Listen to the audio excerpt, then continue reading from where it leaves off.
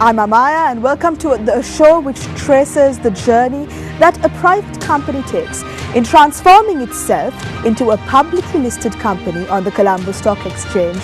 On that note, welcome to Going Public, a groundbreaking new TV series which is a joint initiative of the Securities and Exchange Commission of Sri Lanka, the Colombo Stock Exchange, as well as NTV Sports. Now, on that note, I'm going to hand you over to our very capable host this evening. He is the former director of the Securities and Exchange Commission, as well as a capital market expert in his own right, Mr. Vasula Premawardana.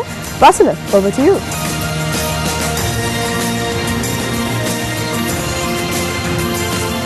Thank you, Amaya. Welcome to Going Public, a program that looks at the aspects of listing your company in the Colombo Stock Exchange, and also not only your equity but also debt listing.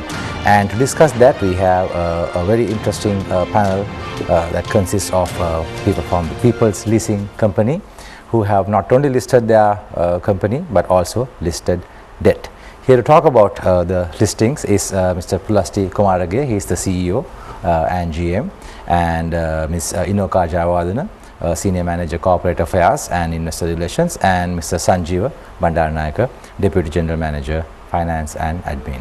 Welcome to Going Public. Pulasti, maybe you can just start with giving a brief background of People's Leasing. We started in 1995 as a 100% owned subsidiary of the People's Bank at that time, just to cater the leasing requirements of the People's Bank. And we started commercial operations in 1996 May with 3 employees and 10 million capital.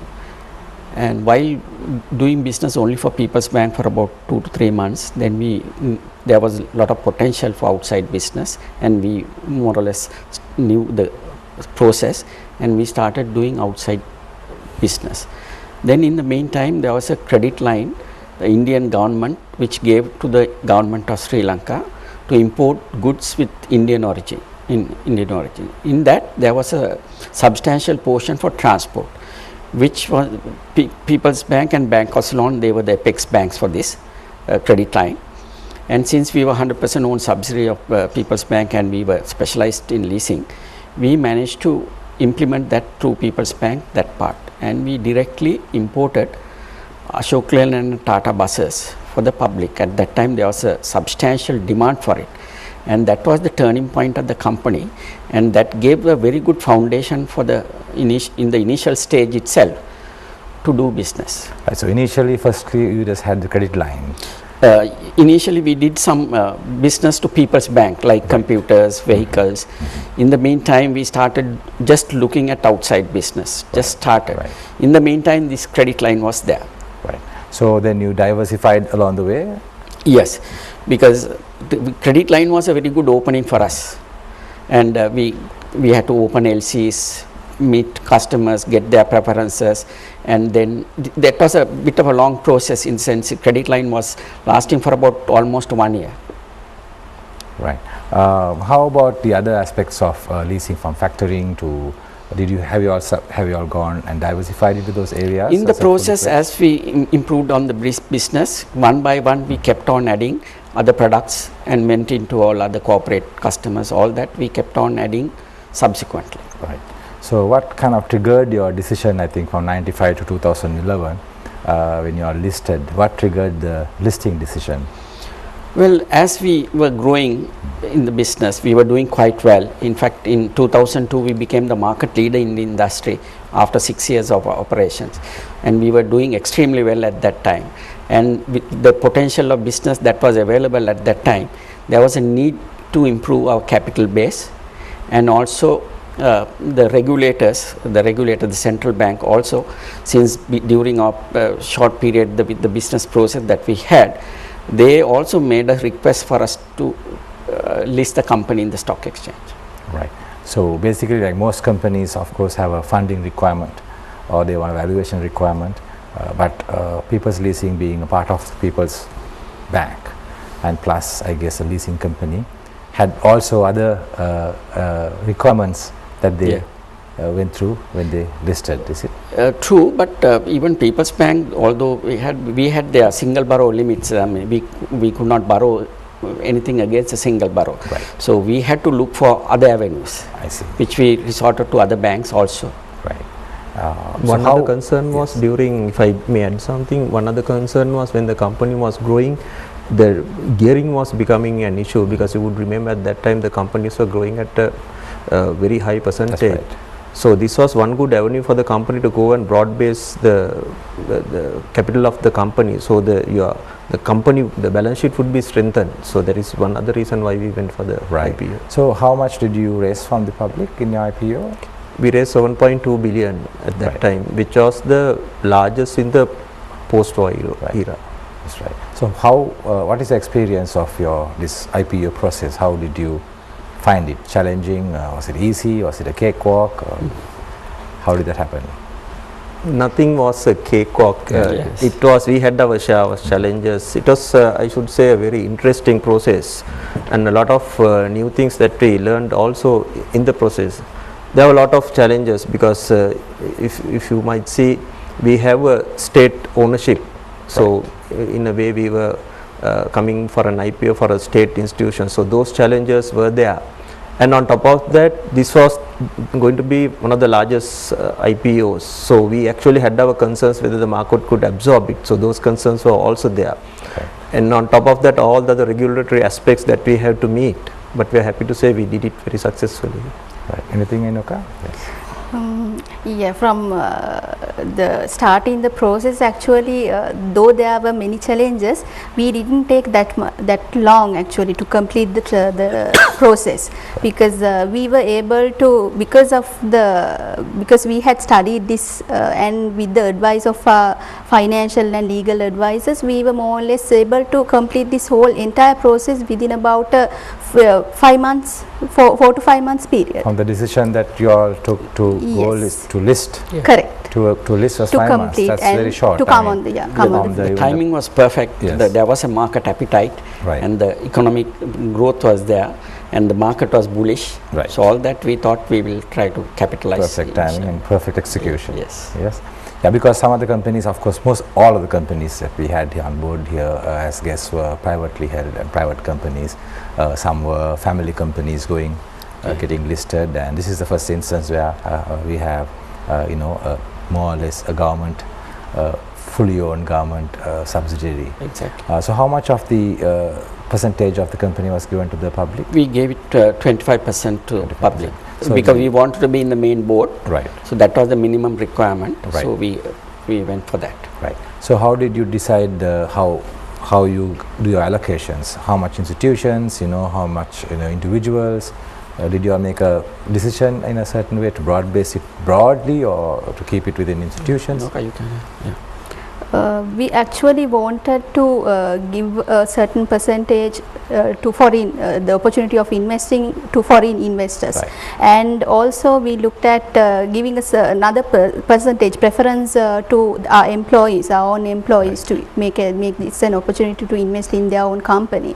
So and retail also we left because there was minimum requirements, so we kept within the minimum requirements, and certain rules were relaxed by the SEC purely because we requested for it. For example, 20% out of the 25 that we offered through the IPO, they allowed us to offer it to the foreign investors, because we were trying to attract foreign investors Right. to our company. Priority allocation. Actually, that was the first time the CSE permitted that in an IPO. Right. So what drove that decision? You wanted to have more long-term institutional investors, or you want to kind of give opportunity for foreigners to come and invest in Sri Lanka and get the taste of Sri Lanka? What drove that decision? Well, we thought our image will improve if we have some foreign investors. Right. In addition to People's Bank and other local investors. So with this 20% allocation, we undertook a roadshow in Singapore, Hong Kong and London, and managed to get that 20%. I think we got around 25 foreign shareholders with us now. Right. So this is very good coming from Yes. actually what we call a government institution. Exactly. Most people don't expect that kind of dynamism to actually work in these things, and it's quite surprising, or perhaps people must hear about this. And So actually, going out, one of the drawbacks are sometimes the size. When you try to go out of the country, one drawback that we have is the size. Our sizes are small. So Right. at 7.2 billion, we thought here we have a company of a decent size which can be taken out. So that also was one reason why we decided to go out. Right. So this is a very good opportunity for me to find out. Now, when you all did your road shows, how did that work out? In the sense, you all went in a team or with investment bankers, who planned the event, how many people are present, how would you suggest this? How Of did it course, happen? the investment bankers, we should be thankful for them. Yeah. They did a marvelous job behind us, training us. And one thing was, it was a totally different experience in marketing an IPO outside, because Right. there were drawbacks, there were negatives in people's minds. We had to go against that. And even sometimes looking at a leasing company, when looking at our exposures also. So we had to go and market the real strengths the companies had. So the investment bankers, the guidance they gave in how to market it, because as I said, it's a very, very novel experience in our part. We have not done it before.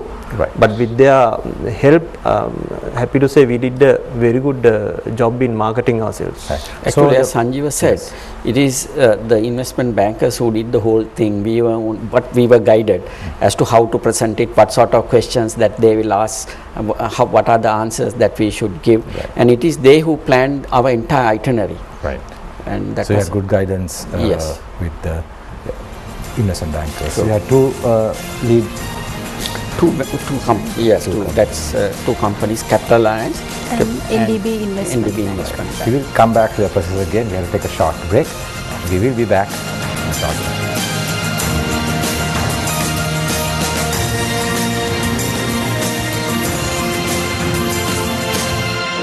Welcome back to Going Public. We have People's Leasing with us today to discuss not only their IPO but also their debt listing.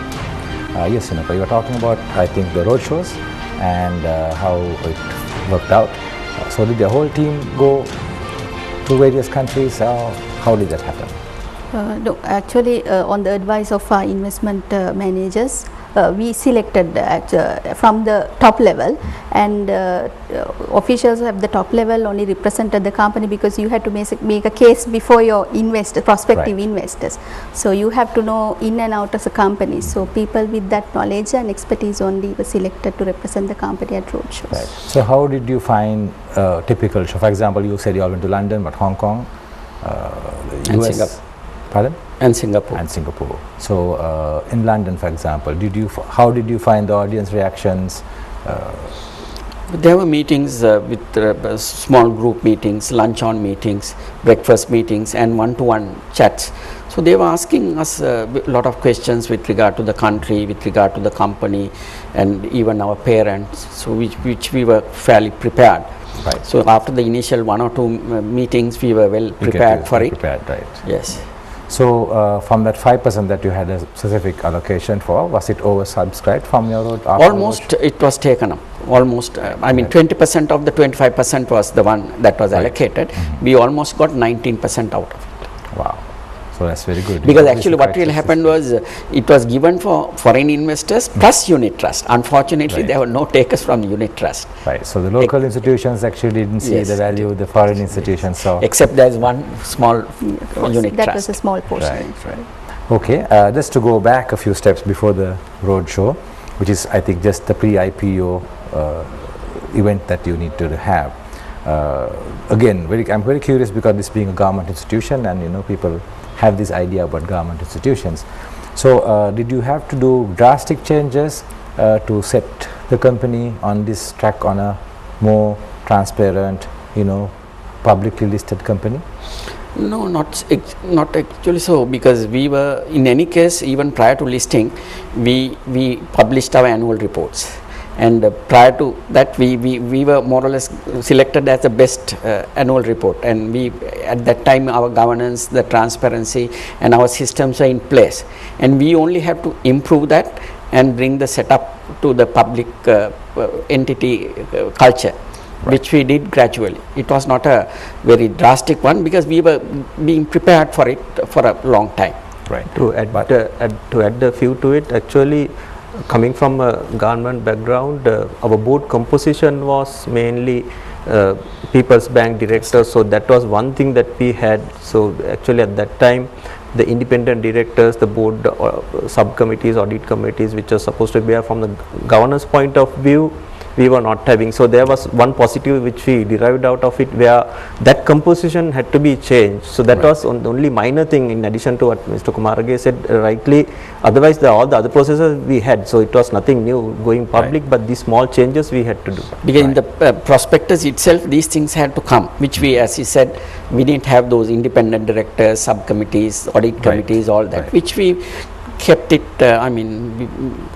completely regularized prior to the list. So you all managed to bring it in without any difficulties and challenges that maybe perhaps some other family-owned companies may have had, because you are already somewhat transparent. Like you said, you all did your annual reports.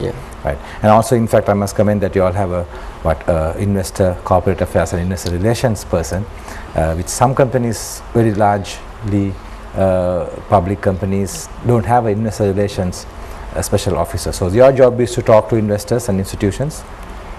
Yes, my job is actually to help assist the investors, mainly shareholders, whenever they need information and guidance, and I'm the contact point for them. So do you have any inquiries? I mean, is your day all is answering phone calls from shareholders? Yeah, especially when you're declaring dividends and all, and during AGM times, you have constant contacts with your shareholders. Right. And that was a position that we created subsequent to our listing. And even when we go abroad on various other things, we make it a point to go and meet some of the major people. They also used to come here, and we also make it a point to go and meet them, and any specific changes that we have which is going to, we keep them informed.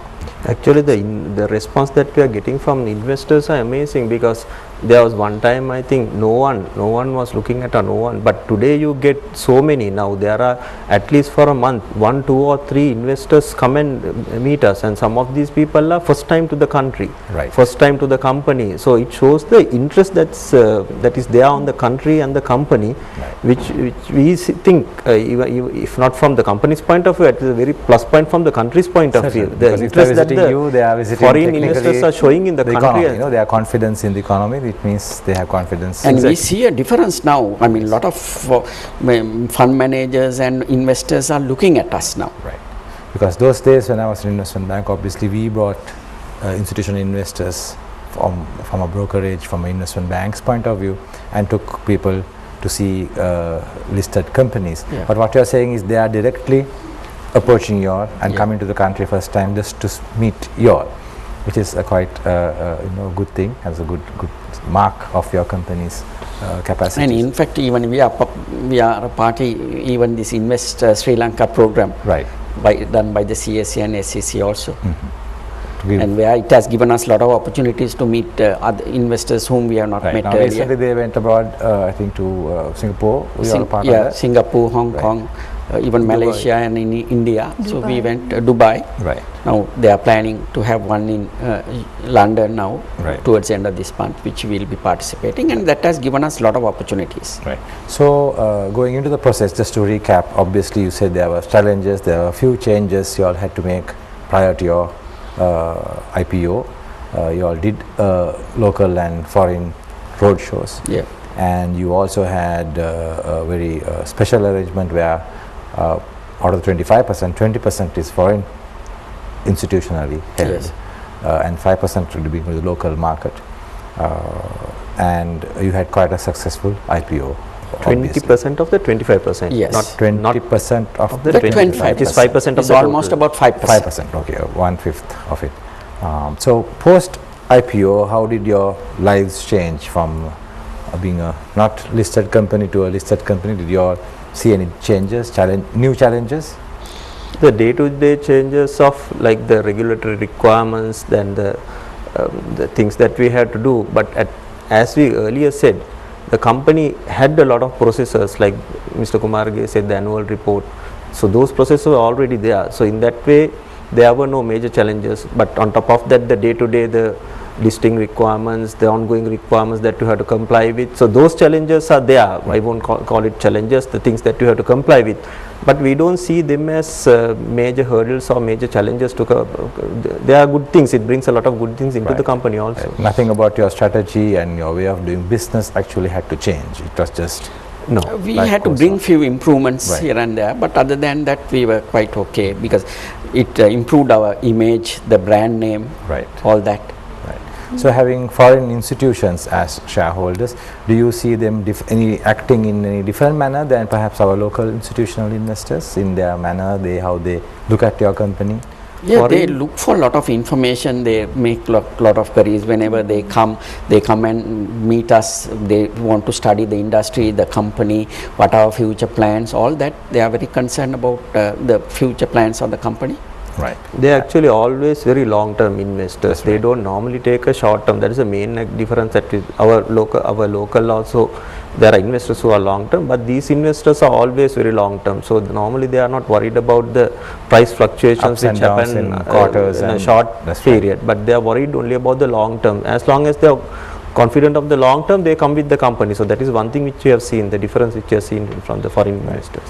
We also talked about benefits. I think you mentioned a couple of times that it was good for the brand image. What else would you personally list as benefits from being a listed company? It gave us a lot of avenues for funding, and even to issue a debt or even in equity. And even when in the process of our diversifying, that has really helped, because subsequent to that we have diversified, and in that process also that has really helped us. Basically funding. Yeah. People's Leasing was, in a way, it was the largest NBFI in the country, but maybe a fact which was not known, because People's Leasing in a way was a low profile company, because we are not a company which goes into major way into advertising and things. But the IPO has actually brought us out, because it shows at least now people have got to know what kind of a company this is, and they at least know there's a company which caters to this kind of segments, doing like this at this kind of a balance sheet size. So in that way, a lot of positive awareness has come towards the company through the IPO. Because a lot of research reports, brokers and research guys were putting reports with regard to us, and we were among the best 25 highest capitalized companies. And even with the listing, even in Business Today magazine, where they selected 25 best companies, we were ranked number 18 in the first year itself. So all those things really helped us only after listing. Right. Thank you, Boris, for this clear to us. We'll be back shortly again with Going Public, talking to People's Leasing shortly.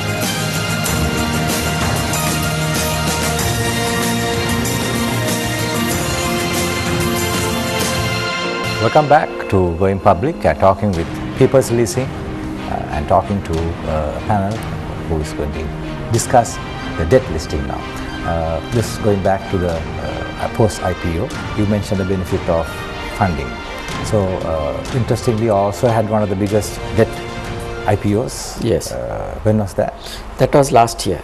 Right, so 2011. 2012 or 2013. 13. Right, so 2 years post IPO. Yes. Where you actually came with a huge 7 billion IPO, is it? 6 billion. 6 billion IPO, and then 7 you billion come. IPO, sorry. Yes, 7.2 billion IPO. Yes, our IPO was That's right. 7.2. And then you came for a debt 6 billion. 6 billion. 6 billion. So we raised quite a lot of money from the market. How would you say your debt listing process was? Sanjeev, you can. Our debt listing process also was similar, because now once we have had the experience of going public, so actually initially also, once we can remember, we wanted to do a listing, but since we are not a listed company, it was a hindrance and we had to give it up. But then in 2012 in the budget, it was allowed in order to develop the debt market, to come out with debt listings where the investment was tax-free in the hands of the investors. So us being a proactive company, we thought here's an opportunity for us to go to the market, and here there is another avenue of raising debt because people's leasing was growing at that time and funding avenues were becoming a challenge. So this actually was a silver lining for us, because a new avenue. So we thought we will again come to the market with a big bang. So that is why we decided we will come with the 6 billion, which was again the largest at that time.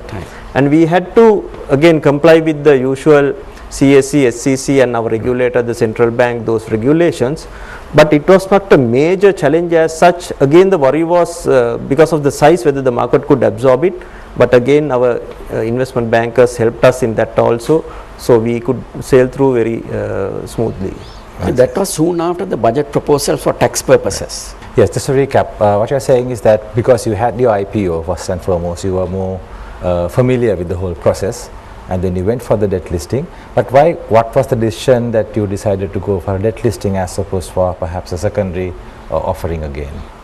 Because as I said earlier, we were growing at that time. So one of the challenges that we had was the funding challenges, because the funding needs of the company were becoming bigger and bigger.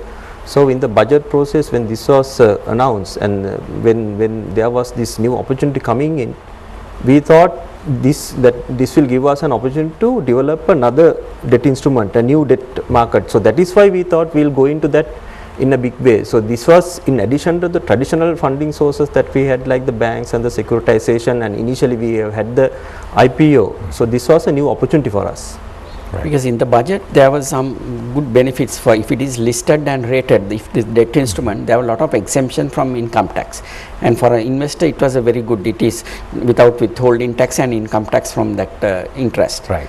So that was an opportunity, as Sanjeeva said, which we grabbed quite early. In fact, we were the second to come to for that instrument after the budget. So obviously you have been actually more progressive than perhaps even privately held companies. Exactly, because we had at that time we were very well placed. We had 2 foreign ratings at that time. We were the only company who had 2 foreign credit ratings. Right. So all that helped us. When you say foreign ratings, so not the local Fitch or local thing? We had Fitch locally. We were the highest rated finance company, and we went for S&P and Fitch International also.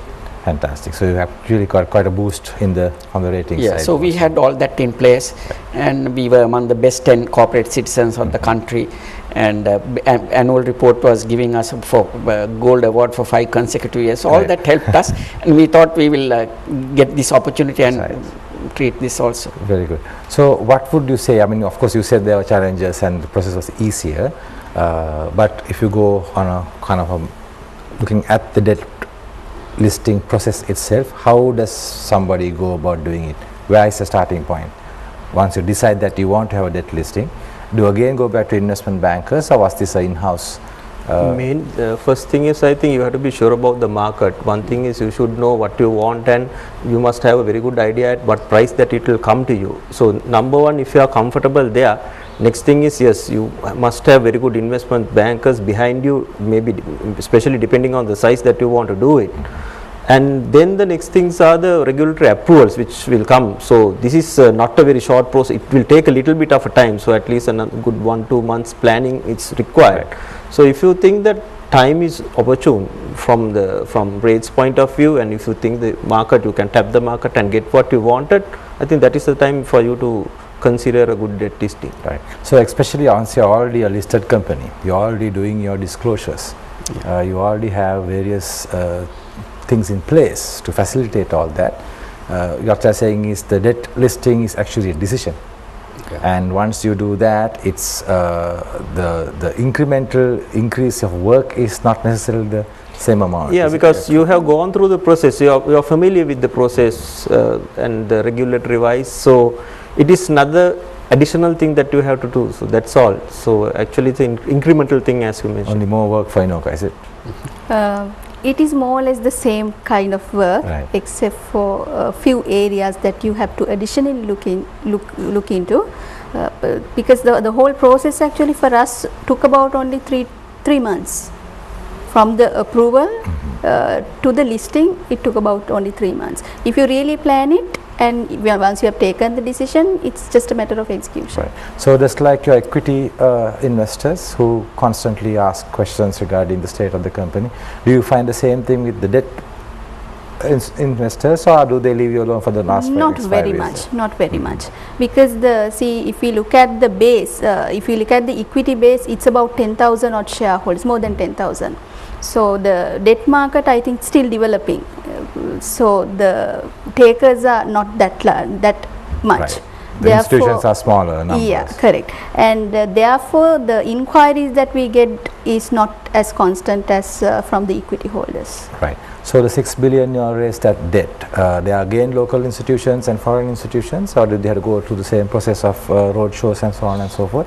No, we didn't do that. It was only local. That was a total local Everything was exercise. local. Totally locally Yes. taken up by local private institutions, unit trusts, so on and so forth? It's a combination of all the Combination. parties. Banks, if you want Banks, to individuals, high net worth individuals, insurance funds, trust fund, unit trust, all that. Right. So the compliance requirements and the disclosure requirements, both for the as the equity side and the debt side, do you find that as a cumbersome amount of work, or is it Not manageable? really, because we were more less geared to that. As Mr. Kumarge earlier mentioned, in terms of reporting, we were almost in par with all the listed companies, except for a couple of things that we had to improve on. Therefore, it was not a cumbersome exercise, and I think the outcome of it is far greater than what you have to, the process you have to really go through, because that actually shows how accountable you are, and it shows how transparent you are, and that of course shows how responsible you are as a corporate citizen. Right. So of course, as long as you all have a good transparent process which already in place, you don't think the compliance is too cumbersome. The benefits far outweigh amount of the work process. you have to do. Yes, Once wonderful, you- right. Right, thank you. We will be back with Going Public, talking to People's Leasing after a short break.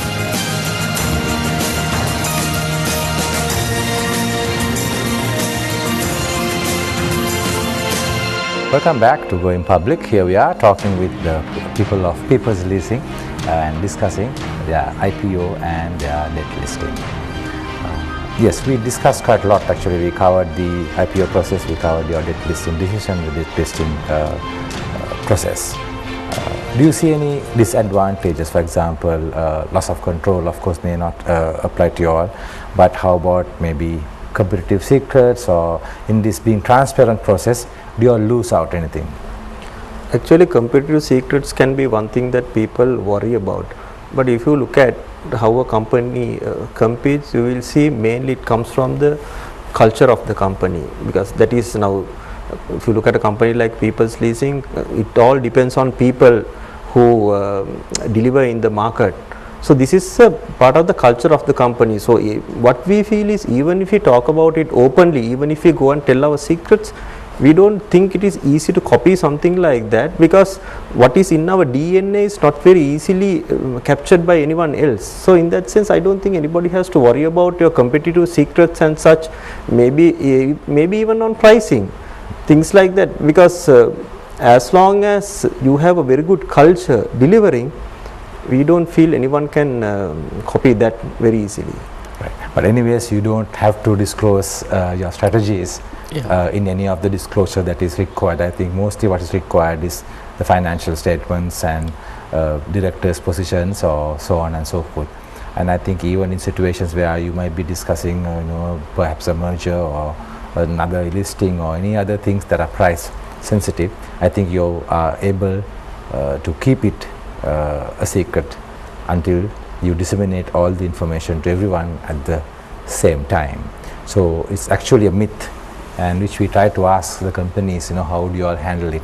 Of course, now companies like Apple and Samsung, they have various sales secrets that they can't bring out.